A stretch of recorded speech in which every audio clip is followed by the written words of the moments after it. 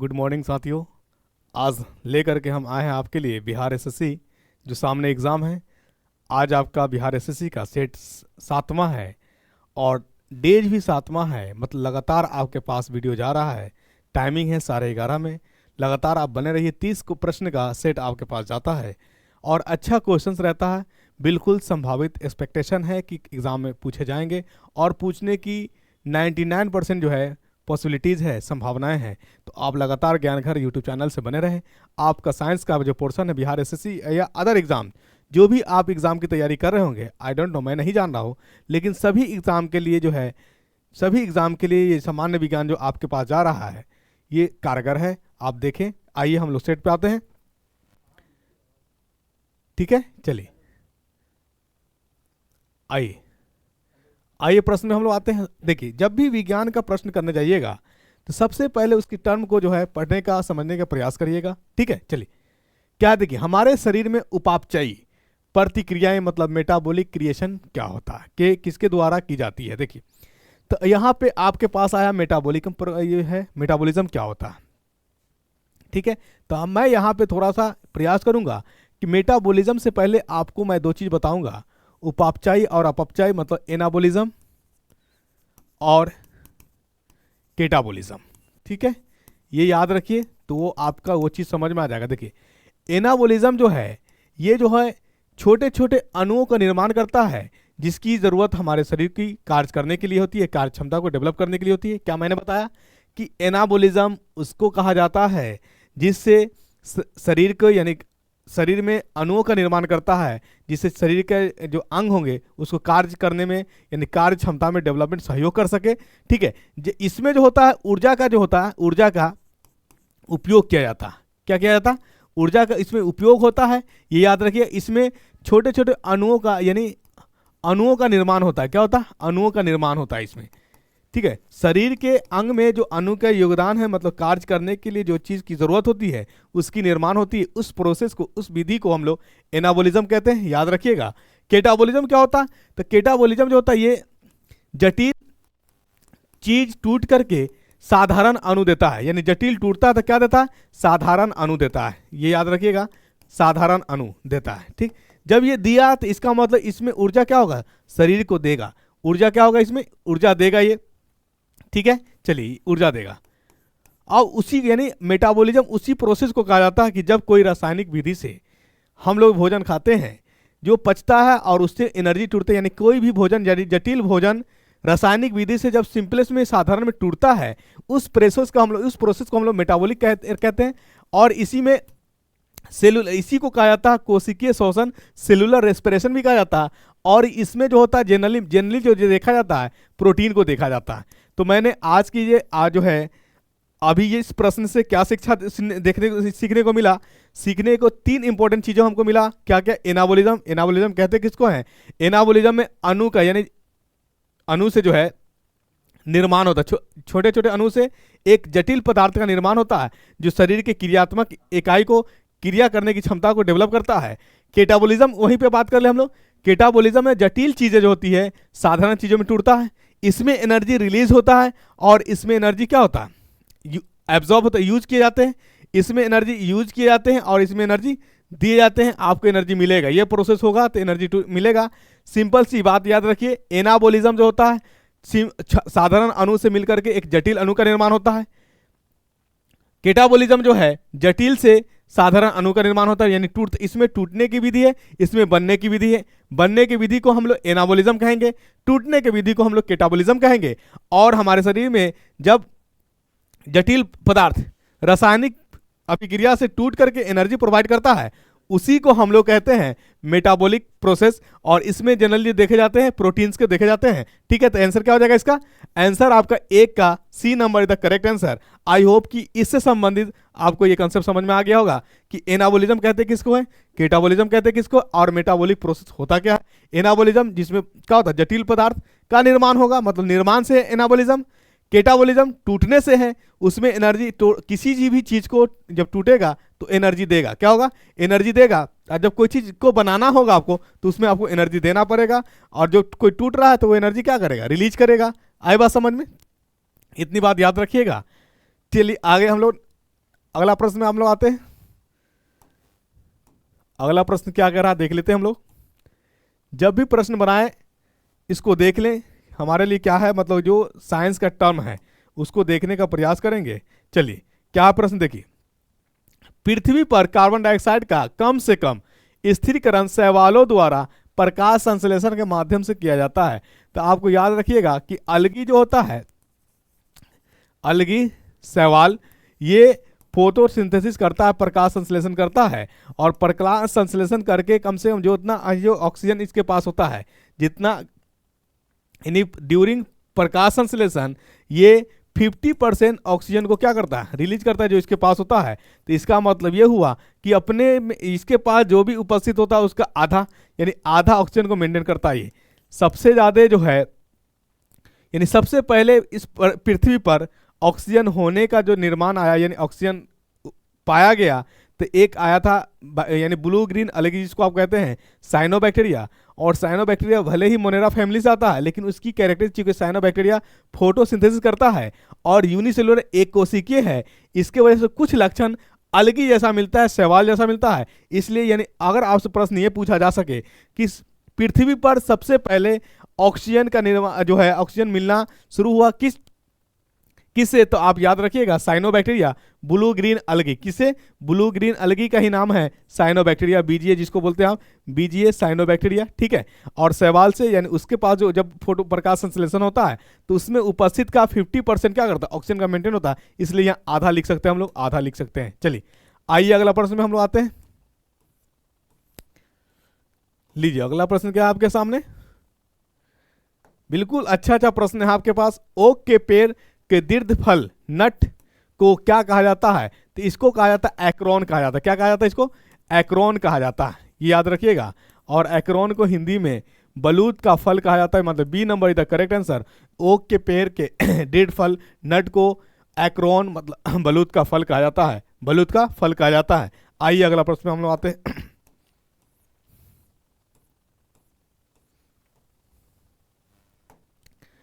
अगला प्रश्न, निम्नलिखित में से कौन सा मोनोसैकराइड एक उदाहरण है, यानी आपका दिया हुआ फ्रुक्टोज, सुक्रोज, स्टार्च, ग्लूकोज। तो इसका जो आंसर हो जाएगा फ्रुक्टोज और ग्लूकोज होगा, ए एंड डी होगा आंसर, ए एंड डी। देखिए सबसे पहले बात समझिए कि आखिर मोनोसैकराइड होता क्या है। मोनोसैकराइड का मतलब, मोनो मतलब एक, मोनो मतलब एक, जो एक बार में ही टूट जाए, जो एक बार में ही टूट जाए उसे हम लोग मोनोसैकराइड कहते हैं। और जो टूट करके एक बार टूटेगा कुछ और देगा, और वो टूटेगा तो कुछ और देगा, उसी को हम लोग कहते हैं डाइसैकराइड। जो दो प्रोसेस में टूटे उसको हम लोग डाइसैकराइड कहेंगे, जो एक प्रोसेस में टूटे उसको हम लोग मोनोसैकराइड। जैसे आप ग्लूकोज की बात करिएगा तो ग्लूकोज शरीर में जाते ही आपको एनर्जी देना शुरू कर देगा, लेकिन आप यहीं पे क्या करिएगा, आप मान लीजिए सपोज करिए कि आप ले लिए स्टार्च ले लिए, तो स्टार्च क्या कहते हैं टूटेगा तो माल्टोज देगा, ठीक है, माल्टोज टूटेगा तो सुक्रोज देगा। आई बात समझ में, दो प्रोसेस हो गया, तो इसी को हम लोग कहते हैं डाइसैकराइड। और जो सिंगल प्रोसेस में टूटेगा उसे हम लोग कहेंगे मोनोसैकराइड, ये याद रखिएगा। ग्लूकोज को खाते ही आपको एनर्जी मिल गया, एक बार में एनर्जी आपको दे दिया। फ्रुक्टोज लीजिएगा, एक बार में आपको एनर्जी मिलेगा, तो ये सब हमारा मोनोसैकराइड है, एक बार में टूटने वाली है, ठीक है। चलिए आइए अगला प्रश्न हम लोग आते हैं। टर्म को समझते जाइएगा, टर्म को क्या करिएगा, समझते जाइएगा। आइए क्या है प्रश्न, निम्नलिखित में से किस रोग को टीकाकरण द्वारा रोका नहीं जा सकता है।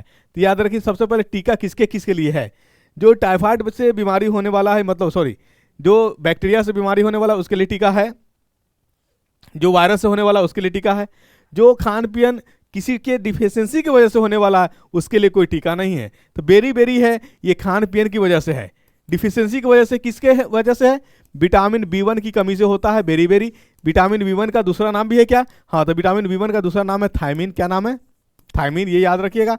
और बी1 की कमी से ही बेरी बेरी बीमारी होती है, क्या होती है, बेरी बेरी। तो बेरी बेरी का मेंटेन कैसे होगा आखिर, तो इसके लिए अगर आपके अंदर बेरी बेरी की कमी आ गया है तो आप मेडिसिन ले लेंगे, टेक मेडिसिन, इसके लिए टीका की जरूरत नहीं है, दवा ले लेंगे तो उसी से काम बन जाएगा आपका। तो याद रखिएगा बेरी बेरी विटामिन बी1 की कमी से, विटामिन बी1 का दूसरा नाम भी है, तो हाँ विटामिन बी1 का दूसरा नाम थायमीन है, थायमीन, ठीक है। थायमीन की कमी से या विटामिन बी1 की कमी से आपको बेरी बेरी होगा। इसके लिए क्या करना पड़ेगा, तो हमको एक मेडिसिन लेना पड़ेगा, मेडिसिन से ही हो जाएगा, इसके लिए टीका की जरूरत नहीं है। बाकी हमने अभी बताया आपको कि जो जीवाणु से होने वाला है, यानी बैक्टीरिया से होने वाला है, जो विषाणु से होने वाला है, वायरस से होने वाला है, इन सभी बीमारी के लिए टीका बनाया गया है। और डिफिशियंसी, खान पान की कमी से जो बीमारी उत्पन्न होने वाला है उसके लिए टीका नहीं है, उसके लिए टीका नहीं है, ये याद रखिएगा। चलिए, अगर आपसे पूछ जाए कि हाँ टाइफाइड का तो जीवाणु से होने वाला बीमारी है, बैक्टीरिया से होने वाला बीमारी है, तो क्या इसके लिए टीका है? तो इसके लिए टीका है। इसका लेके टीका का नाम क्या है? TY0, यानी TY-A21 करके नाम है, TY-A21, ये टीका का नाम है टाइफाइड का। खसरा की बात करेंगे तो इसका जो है MMR, टीका का नाम है MMR खसरा का, ठीक है, जो टीका का नाम है MMR। और रेबीज का, तो रेबीज एक टीका ही नाम है, रेबीज वैक्सीन, ठीक है। चलिए, रेबीज वैक्सीन ये याद रखिएगा। तो जो जीवाणु से होने वाला है, जो विषाणु से होने वाला है, उसके लिए टीका है। जो खान पान की कमी से होने वाला बीमारी है उसके लिए टीका नहीं है। तो आई होप कि यहाँ तक आपको समझ में आया होगा। आइए अगला प्रश्न हम लोग आते हैं। चलिए, प्रश्न क्या आपका?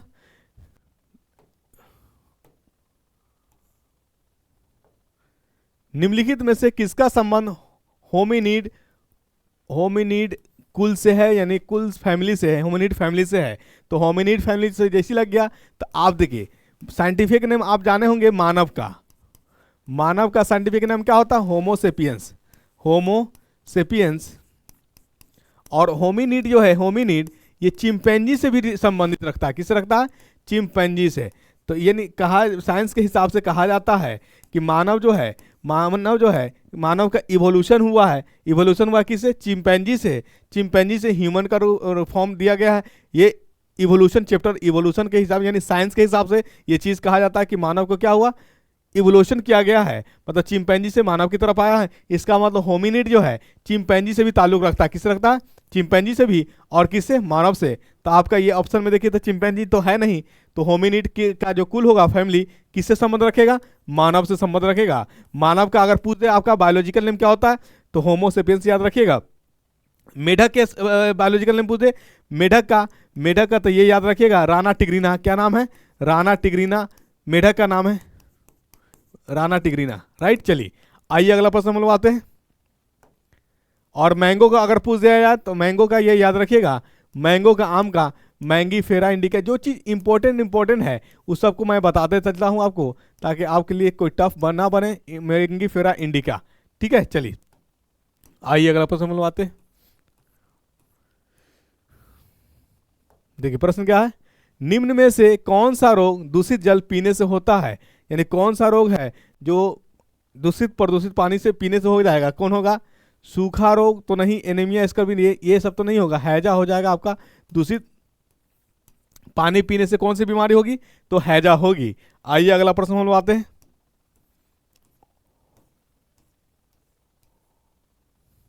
देखिए अगला प्रश्न क्या है? घरेलू का वैज्ञानिक नाम, घरेलू डैश वैज्ञानिक नाम कैनिस ल्यूपस फेमिलरिस किससे है? देखिए, कैनिस ल्यूपस फेमिलरिस ये जो है ये कुत्ता का नाम है, यानी साइंटिफिक नेम किसका है? कुत्ता का नाम, डॉग का नाम है क्या?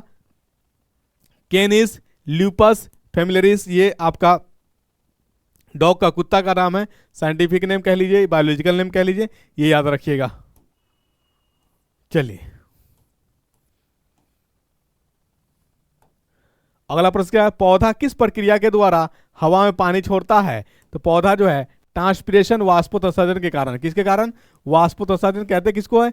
यानी पत्ती से पानी का लॉस होना, इसी को हम लोग वाष्पोत्सर्जन कहते हैं। इंग्लिश में बात करेंगे तो ट्रांसपिरेशन, ये याद रखिएगा। पत्ती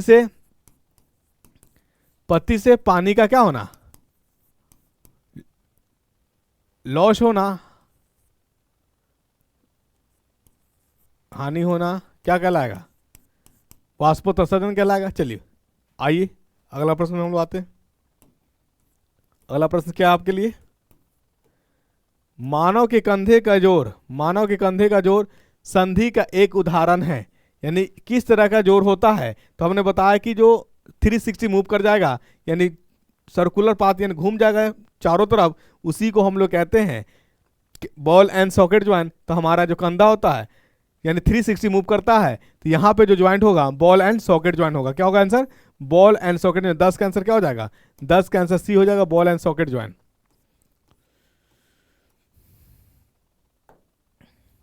मानव शरीर की सबसे छोटी हड्डी कौन सी है? तो मानव शरीर की सबसे छोटी हड्डी स्टेपीज है। क्या है?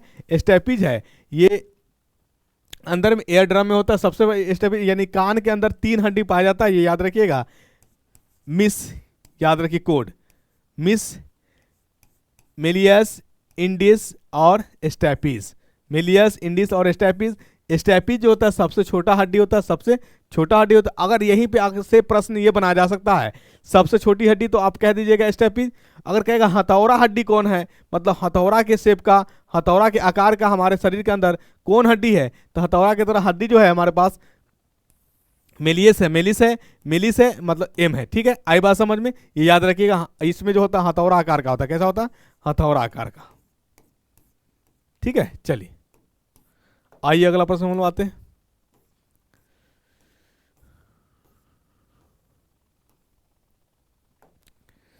निम्नलिखित में से किसकी मात्रा एसआई इकाई ब्लेज पास्कल के नाम पर रखा गया है? तो पास्कल जो मात्रक होता है किसका होता है? पास्कल मात्रक है किसका? पास्कल मात्रक है दाब का। और दाब बराबर होता है क्या? फोर्स बाय एरिया, मतलब बल बाय क्षेत्रफल। बल बाय क्षेत्रफल ऐसा मात्रक किसका? इसी को कहा जाता है क्या? पास्कल बार कहा जाता है। बल का ऐसा मात्रक होता है न्यूटन, क्षेत्रफल का होता है मीटर स्क्वायर। तो ये हो जाएगा न्यूटन पर मीटर स्क्वायर। ये याद रखिएगा, ये दाब का है। ठीक है, चलिए आंसर क्या हो जाएगा? दाब का। 12 का B number is the correct answer. मतलब पास्कल जो ऐसा मात्रक है किसका है? दाब का। और ये याद रखिएगा, दाब के बारे में एक बात और याद रखिएगा कि दाब जो होता है एक अदिश राशि होता है, स्केलर क्वांटिटी होता है। क्या होता है? अदिश राशि, स्केलर क्वांटिटी। ठीक है, चलिए आइए अगला प्रश्न हम आते हैं।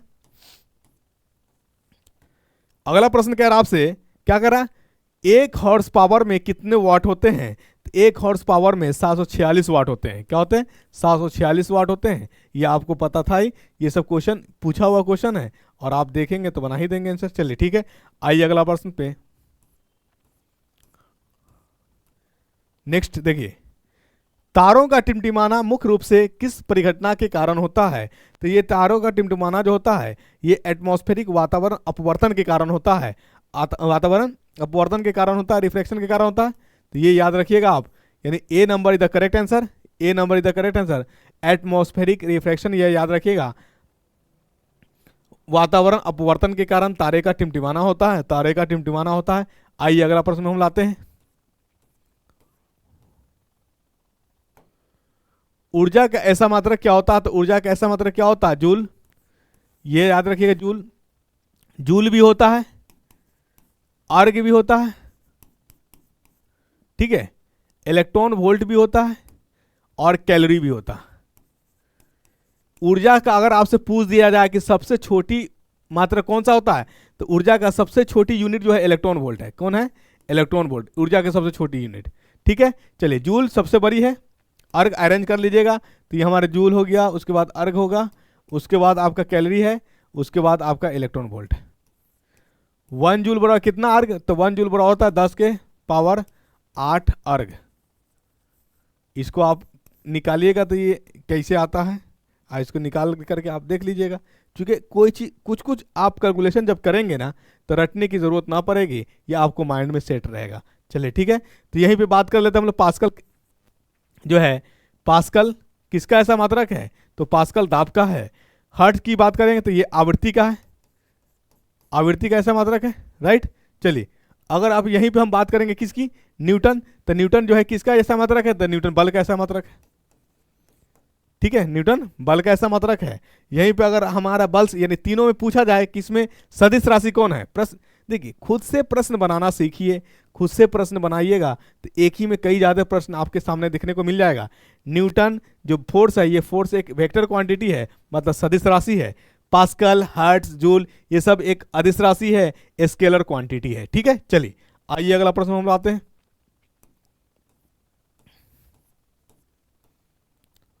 अगला प्रश्न आपका, ध्वनि डैश से नहीं गुजर सकती है। तो ध्वनि देखिए, हमने आपको बताया था ये क्या कहते हैं, ये माध्यम पे डिपेंडेंट करता है, माध्यम पे निर्भर करता है। तो ध्वनि का वेग करने के लिए, ध्वनि के आगमन के लिए, आवाजाही के लिए माध्यम की आवश्यकता पड़ेगी। और माध्यम जो है ठोस, द्रव और गैस है, तो जहां गैस होगा वहां भी ध्वनि जाएगा, जहां द्रव होगा उसमें भी ध्वनि होगा, ठोस होगा वहां वहां भी ध्वनि होगा। जहां पे इन तीनों चीजों में से कुछ नहीं होगा, मतलब निर्वात होगा, खाली जगह होगी, वहां पे ध्वनि प्रवाह नहीं करेगी, ध्वनि का आवागमन नहीं होगा। खाली स्थान पे जो है मतलब उसको क्या बोलेंगे हम लोग, खाली स्थान को क्या बोलेंगे, बोलिए, कुछ नहीं बोलेंगे। वैक्यूम जहां होगा, कोई नहीं होगा, वहां साउंड ट्रेवल नहीं करेगी, लेकिन प्रकाश करेगी। मतलब प्रकाश माध्यम पे निर्भर नहीं करता है, ध्वनि माध्यम पे निर्भर करता है। तो अगर आपसे पूछ जाए कि सबसे ज्यादा वेग किस में होगा ध्वनि का, तो सबसे ज्यादा वेग जो होगा ठोस में होगा, सॉलिड में होगा, सबसे कम किस में, सबसे कम गैस में होगा। ठीक है, चलिए आइए अगला प्रश्न हम आते हैं। ध्वनि की अगर पूछ दिया जाए कि ध्वनि का ऐसा मतलब यानी ध्वनि को किस में मेजर किया जाता है, तो याद रखिएगा डेसिबल में। किस में, डेसिबल में। चलिए आइए अगला प्रश्न क्या कह रहा है, लोहा लगभग डैश डिग्री सेल्सियस पर उबलता है। यहां देखिए उबलता लिखा है, एक होता है पिघलना और यहां एक होता है उबलना। यानी पिघलना जिस ताप पे वो मेल्ट करना शुरू हो जाए दैट इज कॉल्ड पिघलना, और इस ताप पे जिसमें क्या हो पानी यानी बुलबुला आने लगे उसको कहते हैं हम लोग उबलना। तो ये याद रखिएगा 1405 डिग्री सेल्सियस अप्रोक्स, इस पे ये क्या होता है मेल्ट करना शुरू करता है, पिघलना शुरू हो जाता है लोहा। और 2861 डिग्री सेल्सियस पे, 2861 डिग्री सेल्सियस पे ये क्या करता है उबलना शुरू होता है। तो आपसे प्रश्न पूछा है कि लोहा किस ताप पर उबलता है, तो याद रखिएगा 2861 डिग्री सेल्सियस पे लोहा उबलता है। पिघलना कब शुरू हो जाता है, तो पिघलना 1405 डिग्री सेल्सियस पे ये पिघलना शुरू होता है और उबलना शुरू 2861 पे होने लगता है। चलिए ठीक है, आंसर क्या हो जाएगा, C number is the correct answer.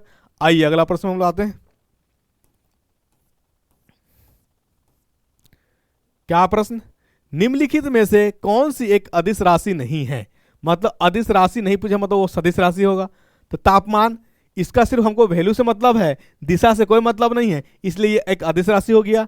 आयतन, इसका भी हमारा एक वैल्यू से मतलब है, दिशा से कोई मतलब नहीं है, तो ये भी हमारा अदिश राशि हो गया। यानी अदिश राशि उसे कहते हैं हम लोग, वह भौतिक राशि जिसमें सिर्फ मान हो, जिसमें सिर्फ माप हो, मान हो, उसकी दिशा नहीं हो, उसी को हम लोग स्केलर क्वांटिटी अदिश राशि कहते हैं। आई होप कि ये चीज आपको समझ में आया होगा।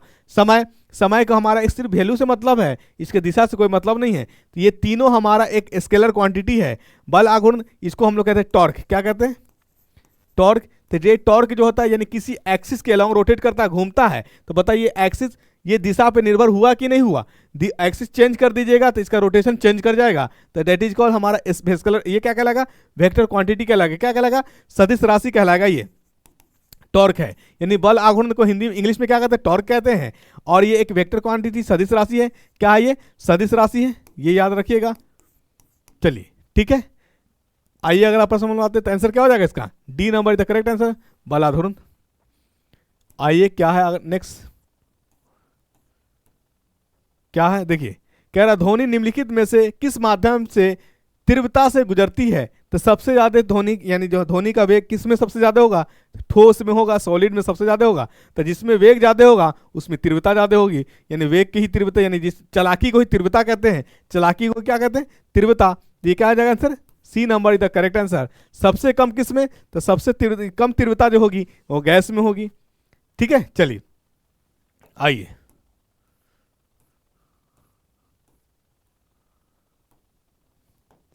पवन का वेग बढ़ने पर वायु का दाब जो होता है कम जाता है। मतलब पवन का वेग बढ़ाइएगा, पवन का वेग बढ़े तो वायु का जो वेग है, सॉरी दाब, दाब क्या होगा, घटेगा। ये याद रखिएगा। दोनों के बीच में कैसा संबंध, दोनों के बीच में व्युत्क्रमानुपाती का संबंध है। मतलब वायु का वेग बढ़ेगा तो हमारा जो है दाब क्या होगा, घटेगा। दाब घटता है, दाब घटता है। 20 का B number is the correct answer. ठीक, आइए 1 वाट बराबर होता है, तो 1 वाट हम लोग पावर को हम लोग किस रिप्रेजेंट करते हैं, वर्क बाय टाइम। हिंदी में लिखेंगे शक्ति, शक्ति बराबर क्या होता है, कार्य बाय समय। कार्य का ऐसा मात्रक क्या होता है, जूल, और समय का ऐसा मात्रक सेकेंड। इसको क्या लिखिएगा बताइए, ये सेकेंडवा नीचे से ऊपर लेके जाइएगा तो ये जूल, तो जो जूल को हम लोग जे से रिप्रेजेंट किए, सेकेंड नीचे से ऊपर जाएगा तो क्या हो जाएगा, पावर में ऊपर में हमारा माइनस हो जाएगा। जूल सेकेंड इनवर्स को ही हम लोग कहते हैं 1 वाट कहते हैं, 1 वाट 1 जूल 1 सेकेंड 1 जूल। ये आपका आंसर आ जाएगा 21 का A number is the correct answer. कैसे निकाले ये देख लीजिएगा, ठीक है। चलिए यहीं से वर्क पूछेगा तो क्या हो जाएगा, power into time, power into time. चलिए आइए अगला प्रश्न। तो फॉर्मूला सुनते जाइएगा तो आपके माइंड में रहेगा, ये सारी बातें रटना कुछ भी नहीं है। आइए, by what method do dry ice mothballs, iodine crystals and compounds containing zinc turn from solid to gaseous state without becoming a liquid। देखिए कह रहा है कि कोई बॉल है हमारा, आइस है, मॉथ बॉल्स है, आयोडीन है, मतलब ये सॉलिड से रहता है, सॉलिड से ये क्या होता है, हाँ सॉलिड से डायरेक्ट कहाँ जाता है, गैस में। कहाँ जाता है, गैस में जाता है। लिक्विड वाला स्टेप को ये स्किप कर जाता है, लिक्विड वाला स्टेप को क्या कर जाता है, स्किप कर जाता है। तो ये याद रखिएगा, सॉलिड से गैस और गैस से सॉलिड, सॉलिड से गैस और गैस से सॉलिड, इसी को हम लोग कहते हैं सब्लिमेशन, ऊर्ध्वपातन। क्या कहते हैं, यानी सॉलिड ठोस से गैस में बनना और गैस से ठोस में कन्वर्ट होना, दैट इज कॉल्ड सब्लिमेशन, ऊर्ध्वपातन। ठीक है, चलिए तो आंसर क्या हो जाएगा, B number is the correct है, 22 का B is the correct answer. आइए अगला प्रश्न।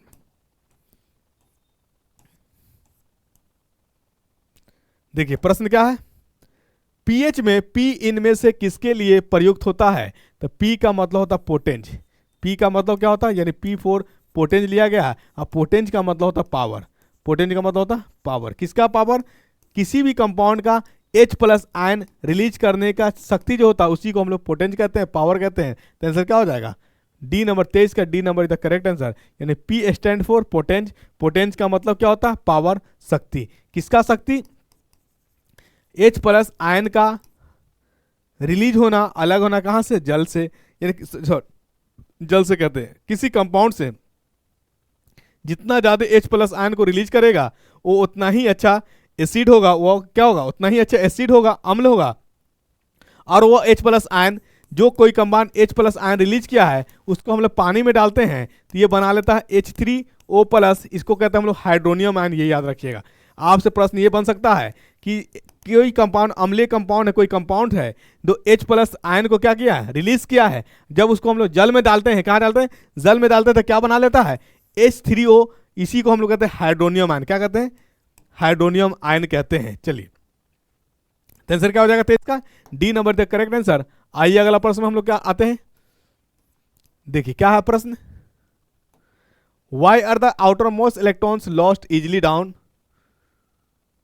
The group. यानी क्या कारण है कि आउटर मोस्ट इलेक्ट्रॉन जो है, आउटर मोस्ट इलेक्ट्रॉन यानी किसी ग्रुप में, हम लोग ग्रुप की बात करें तो ग्रुप जब भी बताया जाएगा वर्टिकली लाइन से, ये ऊपर से नीचे वाला, इसी को हम लोग ग्रुप कहते हैं। तो जब ऊपर से नीचे आते हैं तो एटम का साइज बढ़ता है, क्या होता है, साइज, आकार बढ़ता है। जब आकार बढ़ेगा तो देखिए ऑब्वियस, देखिएगा जब आपके परिवार में निर्णय लेने वाला एक आदमी था तो निर्णय बहुत अच्छा होता था।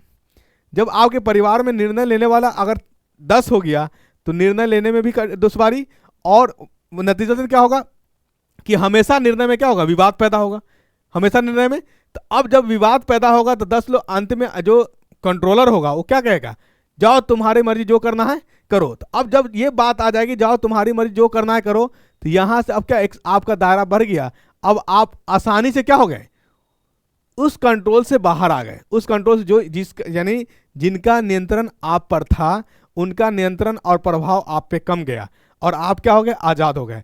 ठीक वही बात है, जितना आकार साइज होगा तो यहां है इलेक्ट्रॉनवा, क्या है, बाहरी कक्ष पर घूमता हुआ कौन नजर आता है, इलेक्ट्रॉनवा, कौन, इलेक्ट्रॉन। ठीक, और यहां है, यहां बैठा जो है सिपाही, उसको कहते हैं हम लोग न्यूक्लियस। क्या कहते हैं, न्यूक्लियस। जितना छोटा होगा इलेक्ट्रॉन और न्यूक्लियस के बीच बॉन्डिंग उतना ही मजबूत होगी। दायरा बढ़ते चला जाएगा, बॉन्डिंग यहाँ क्या होगा, कमजोर होते चला जाएगा। ये इलेक्ट्रॉनवा फ्री में भागना शुरू करेगा, क्योंकि इलेक्ट्रॉन घूमते रहता है, क्या करता है, घूमते रहता है। जैसे ही इस पे दबाव कम पड़ेगा ये इलेक्ट्रॉन क्या करेगा, भाग जाएगा। और इलेक्ट्रॉन जब भागेगा ना, इलेक्ट्रॉन जब भागेगा तो आसानी से रिलीज हो जाएगा। इसका मतलब यही हुआ कि आउटर मोस्ट पे बाह्य कक्ष पे न्यूक्लियस का प्रभाव कम है, जिसके कारण बाह्य कक्ष वाला इलेक्ट्रॉन आसानी से भाग जाता है। क्या होता है? आसानी से भाग जाता है। जैसे सपोज करिए आप वीडियो देख रहे होंगे तो बहुत बार पेरेंट्स होंगे और बहुत सारे बच्चे, तो बच्चे क्या होंगे, बहुत सारे बच्चे पेरेंट्स के नज़र में होंगे, घर पे होंगे, और बहुत सारे बच्चे क्या होंगे, बहुत सारे फ्रेंड्स यहाँ पे अपना क्या बाहर में रह करके, पटना में, दिल्ली में, कोलकाता में, जहाँ पे भी है सुविधा उनको समझ में आ रहा हो, तैयारी करते होंगे। पेरेंट्स उनको देख नहीं रहा, तो पेरेंट्स जब उनको देख नहीं रहा तो वो आज़ाद है। कुछ ऐसे हैं जो पढ़ाई के प्रति, अपने फ्यूचर के प्रति सीरियस हैं, कुछ ऐसे क्या है कि फ्री है, मतलब जहाँ मन तहाँ जा रहा। पेरेंट्स के निगरानी में वो नहीं है, पेरेंट्स उनसे दूर है, जिसका मतलब वो क्या है, आज़ाद है। डिस्टेंस जहाँ मन कर रहा है वहाँ चला जा रहा है। इससे ये पता चलता है कि जब डिस्टेंस बढ़ेगा तो उस पर अट्रैक्शन, उस पर लगाव, उस पर कंट्रोलिंग कम हो जाता है। क्या होता है? कम हो जाता है। ठीक वही बात केमिस्ट्री में भी, एटॉमिक स्ट्रक्चर, परमाणु संरचना में भी देखने को मिलता है। न्यूक्लियस और इलेक्ट्रॉन के बीच जितना क्लोज होगा उतना क्या होगा, रिलीज होने की टेंडेंसी कम होगी, दूरियां बढ़ेगी, रिलीज होने की टेंडेंसियां क्या हो जाएगी, बढ़ जाएगी। आई बात समझ में? तो ये याद रखिएगा, बाह्य कक्ष में जो इलेक्ट्रॉन रिलीज होने की संभावनाएं हैं, क्योंकि न्यूक्लियस का प्रभाव उस इलेक्ट्रॉन पे कम पड़ रहा है, इसलिए वो आसानी से रिलीज हो जाता है। तो ऑप्शन देख लेते हैं, the outer most electrons are closest to the nucleus, नहीं। The inner most electrons are the farther away from the nucleus, नहीं। The elements are inert, the outer most electrons are farther away from the nucleus, यानी क्या होता है, दूर होता है।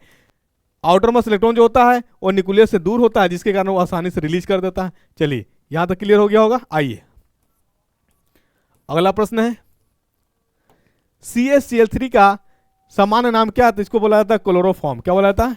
Chloroform बोला जाता है। इसका प्रयोग एक याद रखिए एनेस्थेसिया में भी किया जाता है। एनेस्थेसिया मतलब समझते होंगे आप, एनेस्थेसिया को बोलते हैं मतलब बेहोशी का दवा, यानी किसी को सर्जरी करने से पहले जो उस पार्ट्स को क्या कहते हैं, सुन किया जाता है ताकि दर्द ना हो, इसी को हम लोग कहते हैं एनेस्थेसिया। क्या कहते हैं? एनेस्थेसिया। चलिए आइए अगला प्रश्न हम लोग आते हैं। अगला प्रश्न आपका C6H6, इसको कहा जाता है बेंजीन। क्या कहा जाता है? बेंजीन। C6H6 को क्या बोला जाता है? बेंजीन बोला जाता है। इसका जो कुछ स्ट्रक्चर होता है ऐसा होता है, ठीक है।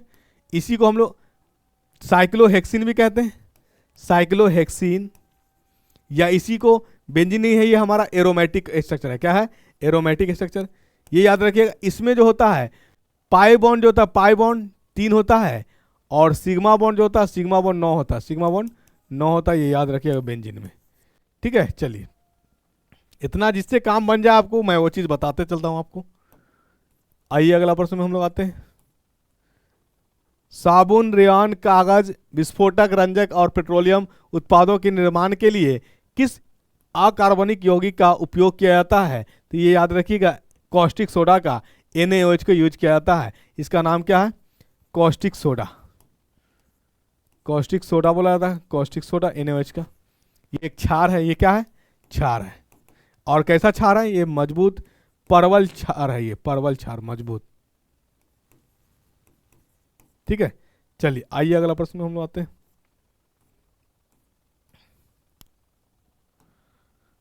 What test is used where the elements present in the compounds are converted from covalent form into the ionic है form by fusing the compound with sodium metal। बस ये याद रखिए, देखिए कोई कंपाउंड है, कोई यौगिक जो है वो आयनाइज हो रहा है, आयनीकरण हो रहा है, आयनीकरण हो रहा है, ठीक। मतलब कंपाउंड यौगिक जो है आयनीकरण हो रहा है, तो इसके लिए एक साइंटिस्ट थे, वो अपने नाम पे ही, यानी सबसे पहले उसने यही यूज किया था। इसी को बोला जाता लेसन टेस्ट बोला जाता। क्या बोला जाता? लेसन टेस्ट बोला जाता। क्या बोला जाता? लेसन टेस्ट, यानी यौगिक से आयन में कन्वर्ट होना लेटेंट सेल कहलाता है। तो आंसर इसका क्या हो जाएगा? 28 का C number is the correct answer. C number is the correct answer. आइए अगला प्रश्न क्या है? आवर्त सारणी के उस समूह की पहचान करें जिससे कोबाल्ट संबंधित है। तो कोबाल्ट जो है ये ग्रुप से जो है 6-9 से, सॉरी ग्रुप 9 से कोबाल्ट संबंधित है, ग्रुप 9 से। यानी इसमें ग्रुप 9 में जो आने वाला है कोबाल्ट, आयरलैंड, यानी रेडियम करके है, RH और IR, यानी एक ट्रिक बना लीजिएगा, कौन रहेगा आयरलैंड, कौन रहेगा आयरलैंड, कोबाल्ट, RH, IR ये ग्रुप 9 का है, किसका है, समूह 9 का है, कौन रहेगा आयरलैंड, CO, RH, IR ये आपका ग्रुप समूह 9 का है। चलिए अगला प्रश्न है आपका, अगला प्रश्न है, यानी 30 सेट आपका कंप्लीट हो रहा है, 30 क्वेश्चन कंप्लीट हो रहा है। क्या है प्रश्न, identify the word that means horizontal rows in periodic table. Horizontal row देखिए, ये जो हमारा लाइन है ये कहलाता है हॉरिजेंटल रोज, और हॉरिजेंटल को हम लोग कहते हैं पीरियड, आवर्त, और ये जो लाइन आएगा ये लाइन हमारा ये कहलाता है horizontal, sorry vertical, vertical column, और वर्टिकल कॉलम को हम लोग कहते हैं ग्रुप, क्या कहते हैं, ग्रुप, समूह। यानी वर्टिकल कॉलम समूह देता है और हॉरिजेंटल रो जो होता है ये हमारा पीरियड देता है। तो ये आपका हॉरिजेंटल पूछा है, 36 वाला पूछा है, तो 36 वाला जो है आपका पीरियड्स देगा, आवर देगा, यानी 30 क्वेश्चन होता है आपका इसी क्वेश्चन के साथ कंप्लीट। आप लगातार ज्ञान घर से बने रहिए, बिहार SSC को फोकस टारगेट करते हुए, क्योंकि अभी वर्तमान में जो भी एग्जामें हुई है बिहार SSC की, ये BPSC टीचर की बात करें हम, और या दरोगा की बात करें, बिहार दरोगा की बात करें, मैंने जो सेट कराया था डायरेक्ट उस सेट से प्रश्न आया था। और अब बारी है बिहार SSC की, जब सेट आप लगातार करेंगे, जब एग्जाम देने जाएंगे तो आपको खुद ब खुद पता चलेगा कि जो सेट कराया गया था बिल्कुल वही क्वेश्चन और हूबहू वही क्वेश्चन आया है। मतलब आप अगर लगातार में बने हुए हैं तो साइंस का जो, साइंस के लिए टेंशन मत लीजिए, साइंस का जो आपका समस्या है वो आप मुझे दे दीजिए, मैं आपका जो है कल्याण करूँ। लेकिन ईमानदारी, शर्त क्या है कि आपको ईमानदारी बरतनी पड़ेगी। लगातार वे में ज्ञान का जो सेट जा रहा है उसको बनाइए, स्पीड बढ़ा करके देख लीजिए, आपके अंदर आपके पास कई तरह का ऑप्शन है, स्पीड घटा करके, स्पीड बढ़ा करके, जिस तरह के चाहे आप देख सकते हैं। लगातार मेहनत करके ज्ञान घर आप तक ये सेट बनाकर भेज रही है, यानी क्वेश्चन वही क्वेश्चन लाने का प्रयास किया जा रहा है जो क्वेश्चन एग्जाम में पूछने की संभावनाएं हैं। तो आई होप कि ये सेशन आपको बहुत पसंद आ रहा होगा। अच्छा लग रहा हो तो लाइक भी करें, कमेंट भी करें, अगर नहीं लग रहा हो तो वहाँ ऑप्शन डिसलाइक का भी है, तो दोनों में आप स्वतंत्र है, लाइक भी करें या डिसलाइक करें, आपकी मर्जी। अच्छा लगे तो लाइक करें, नहीं अच्छा लगे तो डिसलाइक करें। देखिए दोनों में हमें क्या होगा, खुशी मिलेगी। आप डिसलाइक करेंगे तो मुझे इंप्रूवमेंट करने का मौका मिलेगा, जब आप लाइक करेंगे तो आपका सिलेक्शन की पॉसिबिलिटी ज़्यादा बनेगी, तो जब आप सिलेक्ट होंगे तो हमें अच्छा खुशी मिलेगा। जब आप मुझे गाइड करेंगे इंप्रूव करने की तो हम आप में अपने आप में इंप्रूव करेंगे, तो ये हमें मुझे खुशी मिलेगी। ठीक है, तो दोनों में फ़ायदा मुझे ही है, आप लाइक करें या डिसलाइक करें, दोनों में फ़ायदा है, फ़ायदा है। ठीक है, ये आपको समझ में आ गया होगा, मैंने विस्तार से आपको समझा दिया। तो आप ज्ञान घर से बने रहे। Thank you so much.